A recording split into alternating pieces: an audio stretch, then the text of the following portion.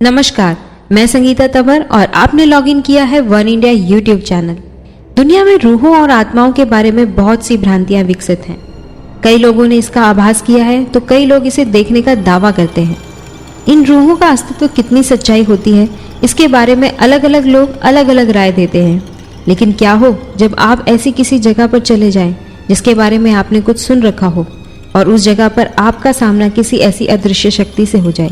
आज हम दुनिया की ऐसी ही कुछ हॉन्टेड जगहों के बारे में बात करेंगे जहां लोगों ने ऐसी अदृश्य रूहों और आत्माओं के होने की पुष्टि की है।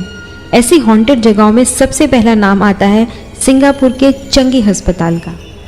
चंगी अस्पताल का निर्माण 1930 में कराया गया था। यह अस्पताल नॉर्थन रोड के किनारे चंगी गांव के पास बनाया गया था, इसलिए इसका नाम चंगी अस्पताल पड़ गया। उस समय यहाँ एक मिलिट्री अस्पताल हुआ करता था।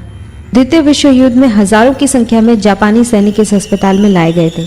कहा जाता है कि उस समय जो जवान घायल अवस्था में यहाँ लाए गए थे उनमें से बहुत ही कम जिंदा वापस गए। उस समय से लेकर आज तक उन जवानों की रूह को इस अस्पताल में साफ महसूस किया जा सकता है।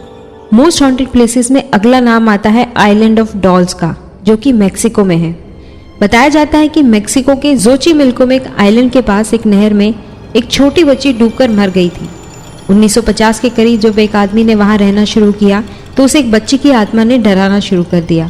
कहा जाता है कि बच्ची की आत्मा ने उस व्यक्ति से बहुत सारी गुड़िया लाने को कहा।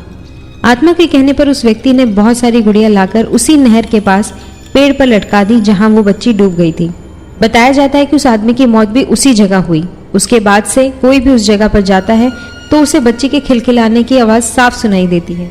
इस पेड़ पर आज भी बहुत सारी गुड़िया लटकी हुई देखी जा सकती है। अगर दुनिया में भारत की बात की जाए तो भारत में सबसे हॉन्टेड प्लेस में भानगढ़ किले का नाम सबसे ऊपर है। ये माना जाता है कि ये किला और भानगढ़ कस्बा एक श्राप के कारण एक रात में ही खंडर में तब्दील हो गए थे।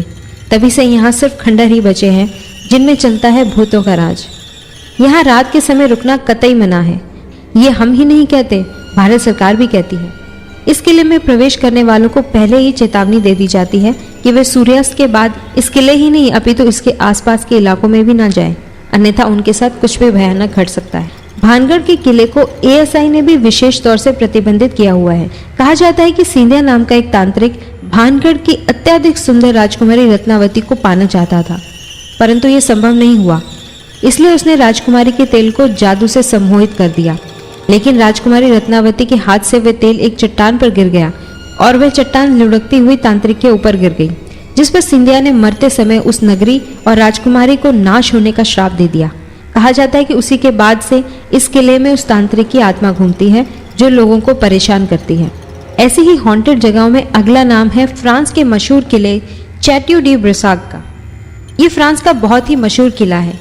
बाहर से दिखने में बिल्कुल परियों की कहानियों का महल दिखने वाली ये जगह अपने अंदर कई राज छुपाए हैं।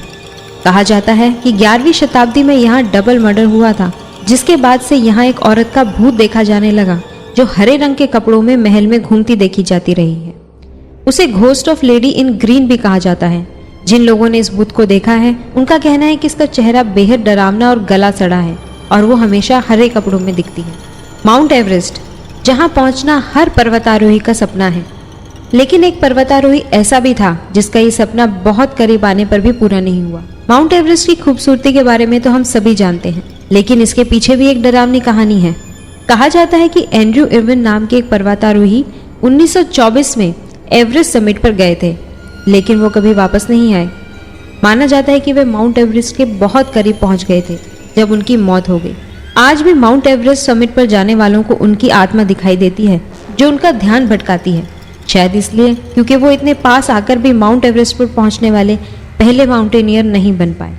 ऐसी ही और भी कई रहस्यमय जगहें हैं जहां अनचाही रूहों का बसेरा है, जिसे लोगों ने महसूस किया है।